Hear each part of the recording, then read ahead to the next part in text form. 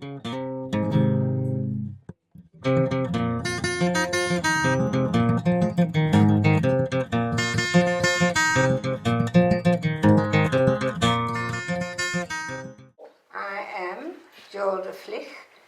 I prefer to be known, now that I am very old, as Gogo Jill.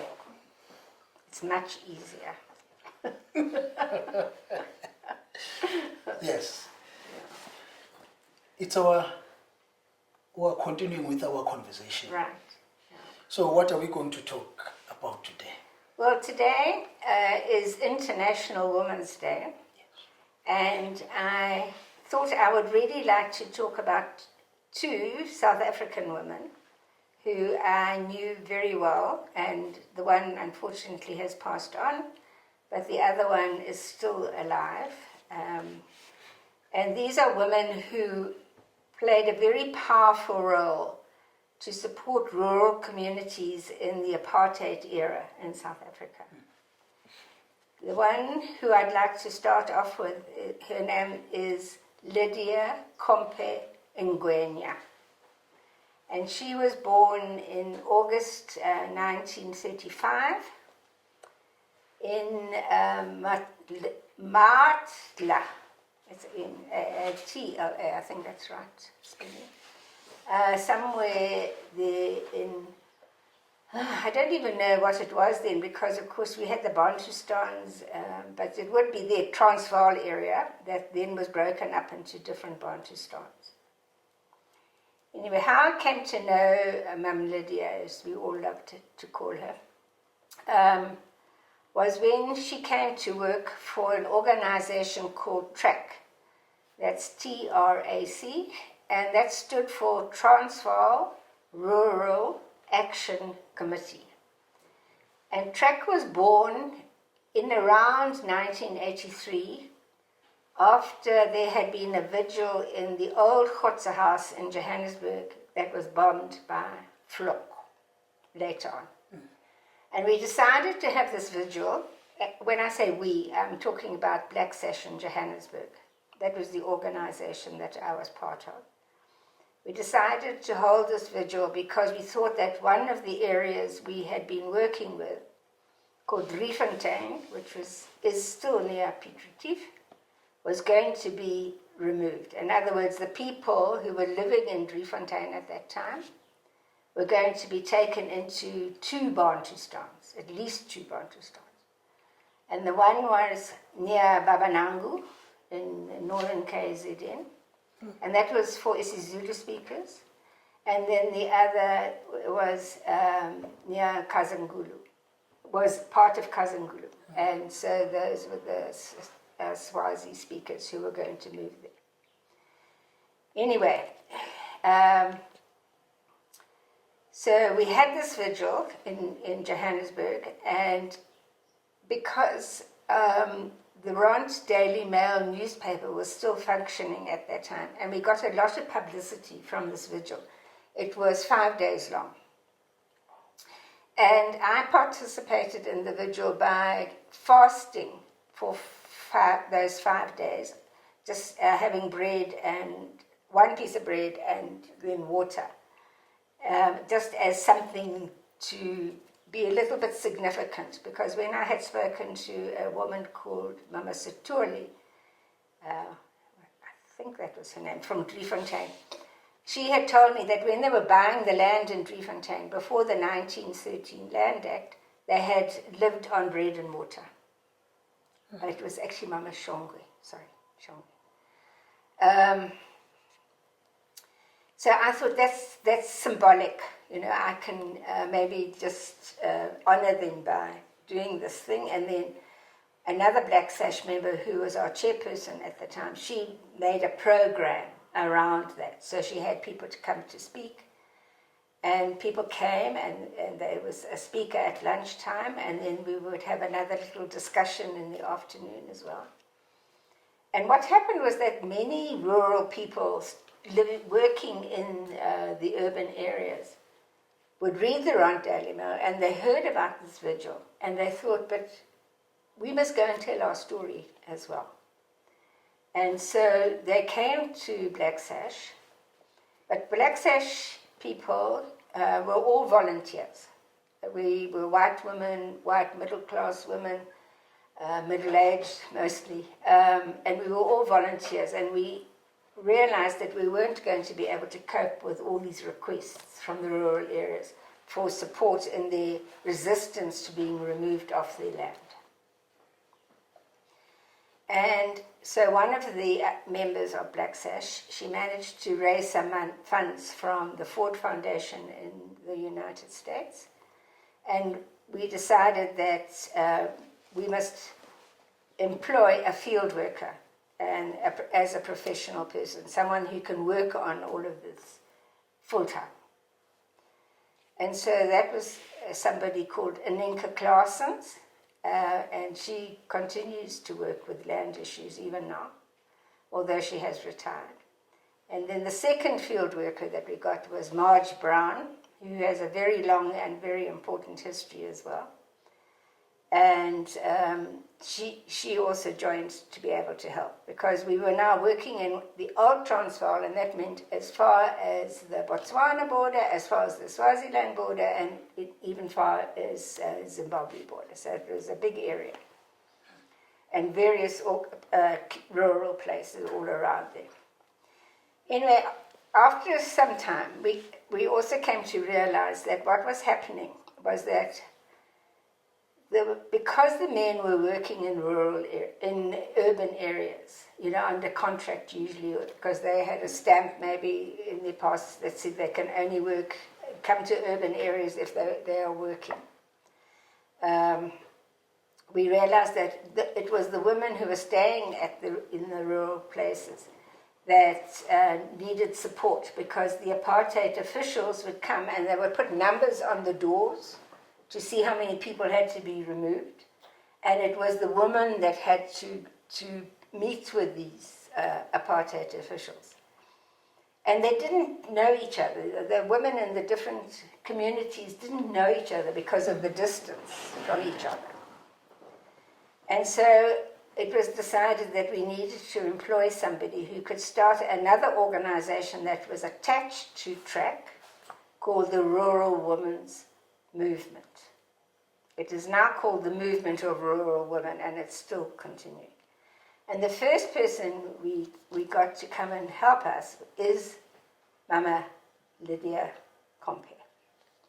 And she had been a trade unionist, and she came and started working for TRAC. And very soon, she had many of these women from the rural areas understanding that they were not alone, that there were other rural women having to go through the same problems as each other. And so we started to hold meetings where the women came from all over and joined together.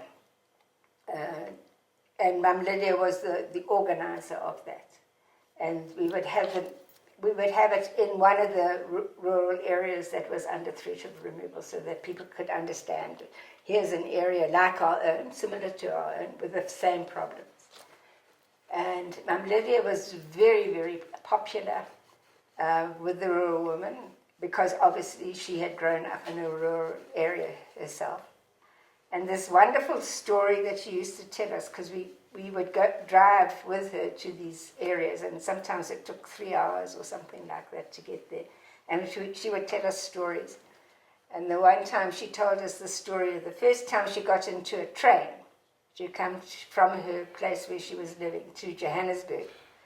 And she couldn't understand why the trees were running.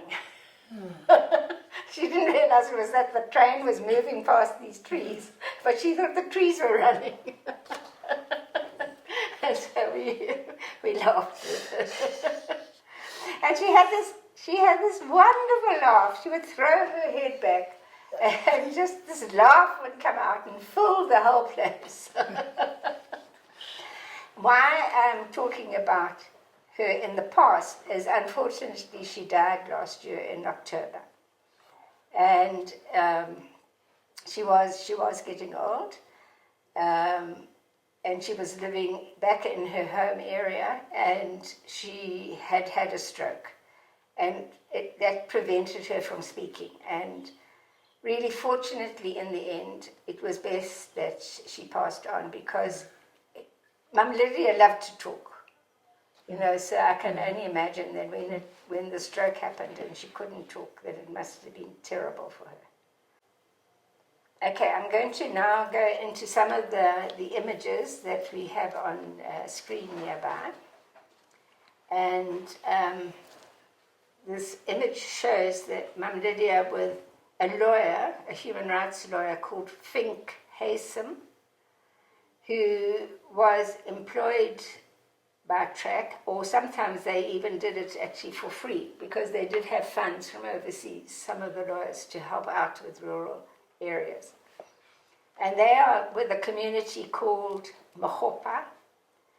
Now Makwena was removed. They were the last forced removal. And Makwena was a place that was near to Ventersdorp. And on the 13th of February 1984, 14, Valentine's Day, February 1984, they were removed at gunpoint in the middle of the night.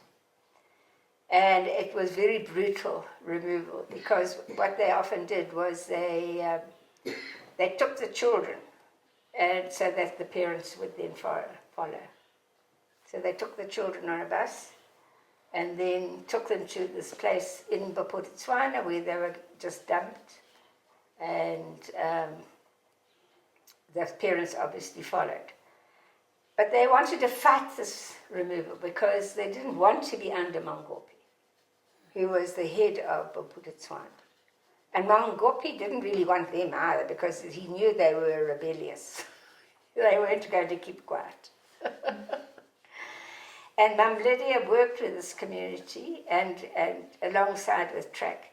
And this particular image is showing them in Bloemfontein at the High Court, because they had taken the whole situation to court to say it was illegal, their removal.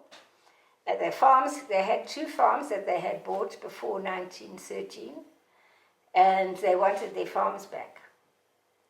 And even though they had been offered some other land, that the government actually took that land quickly so they couldn't move to the other land, the apartheid government. And so they were now fighting it in court. And so some of the representatives from Makwena, you can see there are people there of different ages, mainly older men though, but there was quite a big crowd of people, even young ones as well. And then Fink was telling them exactly what might be happening with this case at the High Court, that they mustn't expect too much, and the process of the court, you know, how the court worked. And obviously MamLydia was then translating so that they would understand.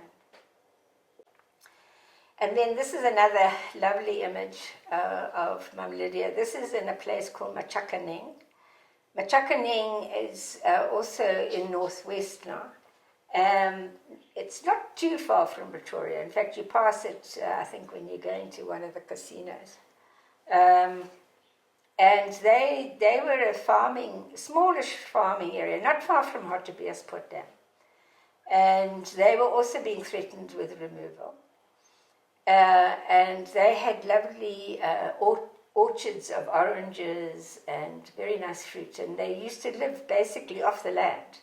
You know, they didn't need supermarkets.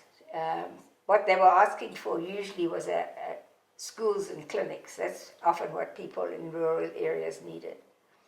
And of course, what happened was that the apartheid government would really use that and wouldn't give them schools and clinics. They would say, no, you must move to the new area and there you will find schools and clinics. And they would also take away the old people's pensions and say, you must move to the new area and then we will pay you pensions. So this was one of the times that the rural women came together. And the person here with MamLydia is Marge Brown, the one that became the second field worker. And Marge had been teaching up in Mabatu, and she spoke Setswana very fluently. So she was actually speaking Setswana here. And the two of them were giving encouragement to the women who had come to the meeting, the Rural Women's Movement meeting. Now here, this is a lovely image again. It's showing what a clown MamLydia could be. And as you can see, these are women from all the different areas that were under threat of removal, old and young. And again, this was a time that they were meeting together to talk about how they would like to go forward with the rural women's movement. Because, of course, what happened was not only were they now resisting the removal from land, but what was also happening was now these women were becoming empowered. So that within their own communities, they were taking on more stature. And the men were the ones that were missing from the meetings, and the women were able to speak about what was happening in their community because they had now been taught by or being talked to with MamLydia, and she would explain why the things were the way they were in the community. And at the same time, she was also encouraging the rural women to be able to empower themselves as well. Still within their own cultures, but also allowing them to know what was their rights as women as well, even under apartheid. So here she's basically saying, don't be shy, you must speak out. And you can see the women there, they're laughing and they're just loving what she is saying to them. And she would talk about her own life experience, how she too had been someone undereducated, was frightened of urban areas, had only known rural areas. But then she joined in the trade union, and she'd also found within the trade union, although she was able to be very helpful for a lot of the trade union members who were women, she also found a lot of sexism within the trade unions. Mm-hmm.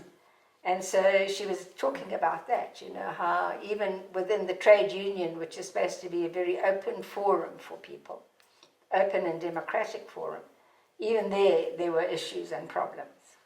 And this is what she was talking about to these women. And here, this is the executive of the Rural Women's Movement having a meeting. As you can see, they took the meetings very seriously. They would have an agenda, they would make notes, they would take minutes, and the minutes would be read out. The previous minutes would be read out, and then they would adopt the minutes in a very formal way. So it was all very legal. And some of the women, as you can see from this image, used to come dressed in their traditional clothes as well. Some would wear Western clothes, but others would wear their traditional clothing.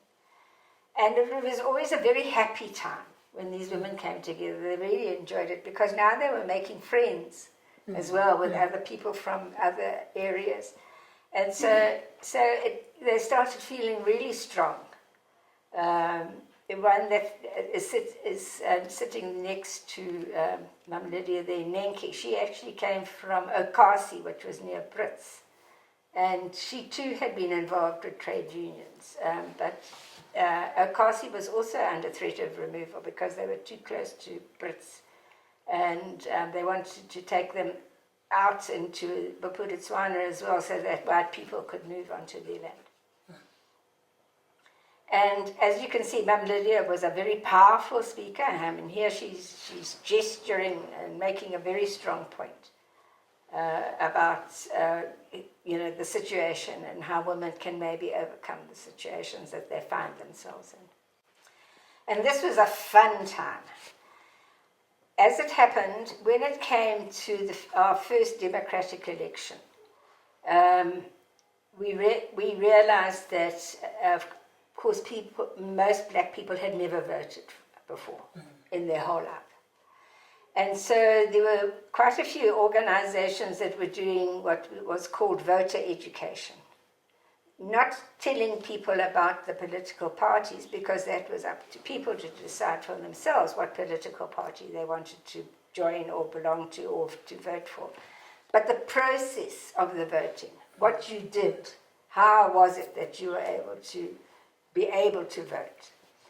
And as Black Sash in Johannesburg, and because we were linked to the Rural Women's Movement, and I was in charge of the Black Sash voter education at that time, and that was the Black Sash throughout the country, voter education.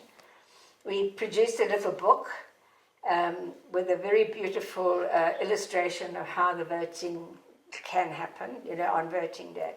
But we also wanted to do workshops with the rural women's movement, so that they could then do workshops in their own communities to show people, to tell people what the voting was about, the fact that the vote was their secret, and then just the actual procedures of the voting, what would happen at the time when it came to vote. And so this was part of a workshop, and what we would do, we would pretend that we were now voting. And so there's MamLydia. She's pretending that she's a little rural woman who doesn't quite understand exactly what's going on. And so she's now asking, must I put my vote into this box? And we hoped, in fact, that what would happen was that these women from the different areas would go back into their own areas, and that they would run workshops, and again, they were the ones that had the knowledge about voting, and also raise their status within their own communities, again, because they could say, this is what we were taught, this is how we are supposed to vote, this is the procedure. You will come to a place, you will have your hand stamped, and you will go here, and then you will make your mark on wherever you want to make your mark for whatever political party you want to vote for.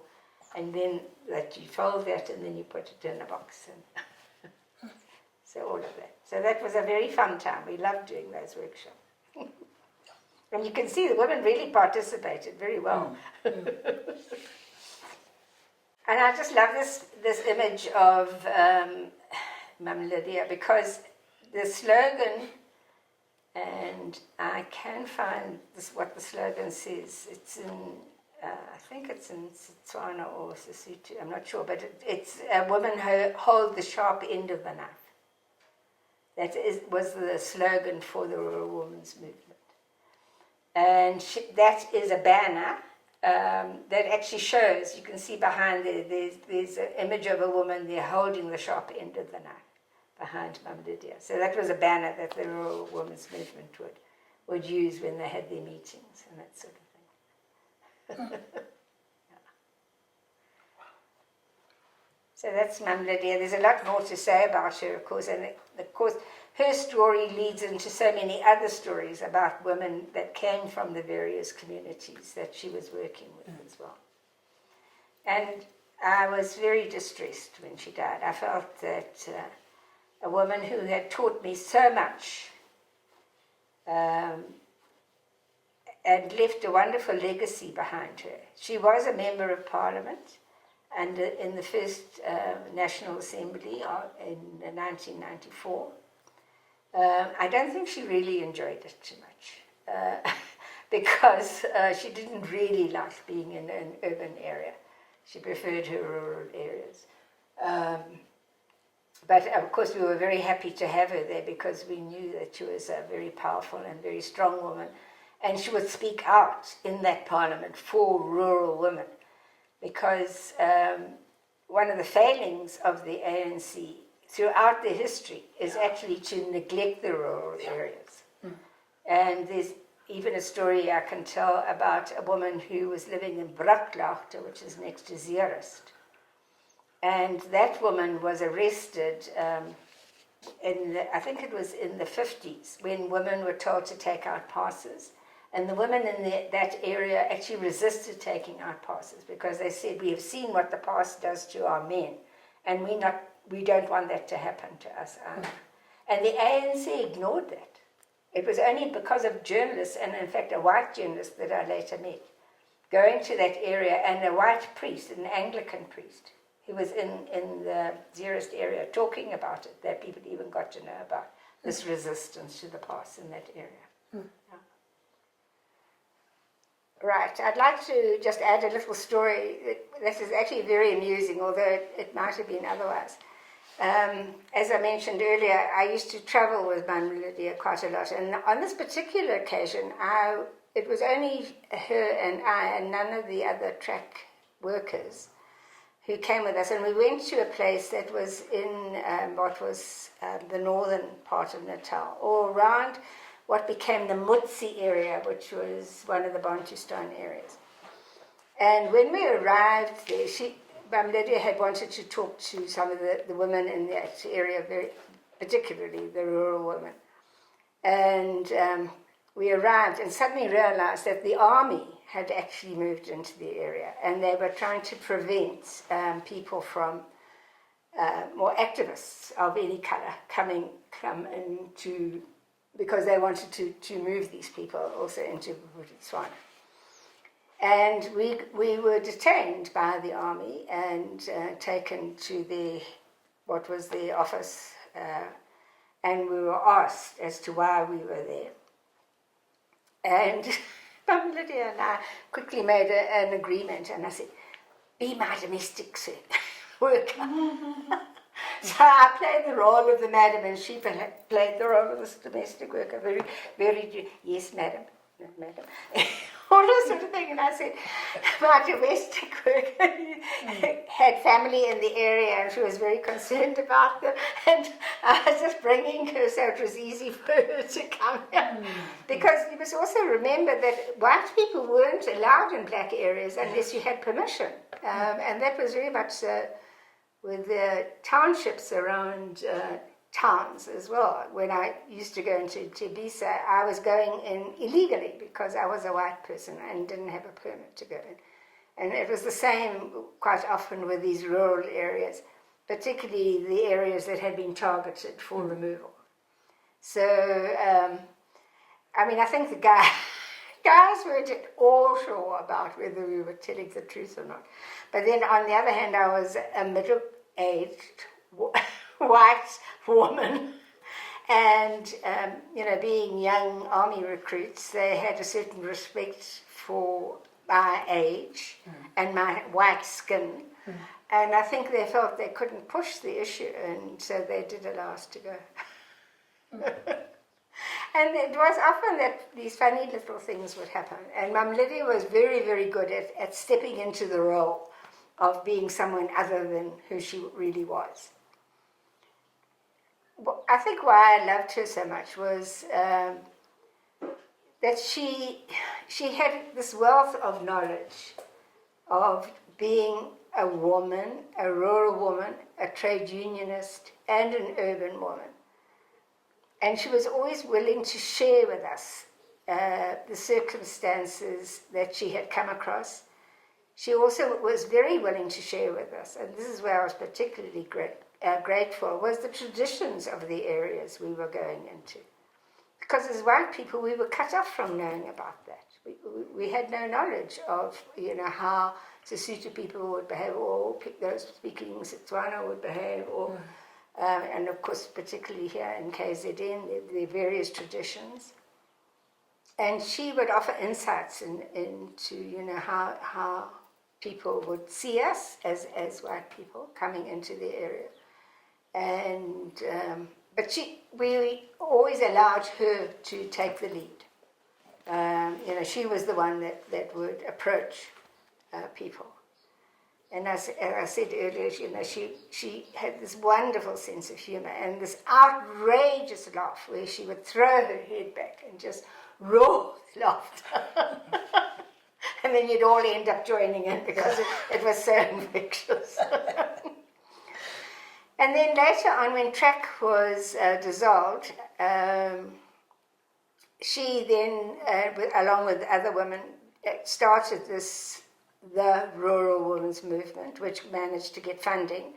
And as I said earlier, they're still operating. And she was very much the focal person within that movement. And they reached out still to rural women and still do workshops with rural women, quite often about how to sustain oneself in a rural area. But I think that the fact that there's still a lot of education as far as what it means to be a woman in a rural area and how, you can not necessarily agree with decisions that are made for you. You can actually sometimes protest. Of course, unfortunately, in rural areas, there's still a lot of gender-based violence because of the hierarchical way of being, if it is a hierarchical way of being. And women feel very disempowered quite often when that happens to them. And so an organisation like the Movement for Rural Women is a very, very valuable place for people to be able to go and tell their stories and be listened to and heard. And I think that's what MamLydia was able to do in the most wonderful way, because the women realized she was part of them. She knew exactly what they were talking about. She knew that from her own personal experience and from the experience of others that she had spoken to and listened to. So I think she's a great loss, particularly as the voice of rural women. I'm hoping that there are other young rural women who will be able to speak out because of the way that they have learned from her. And not just come to urban areas, but also stay in the rural areas and find a purpose for themselves in rural areas. Because it's a very special way of life, and one that I think must be treasured and looked after.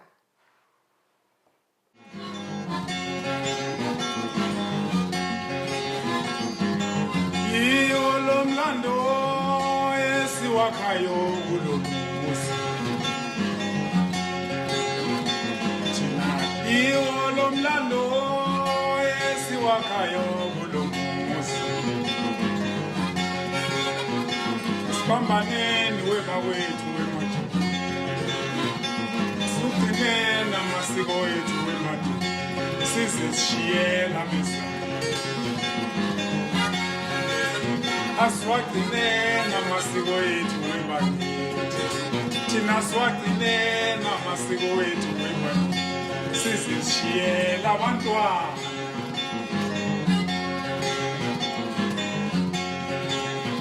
Sithi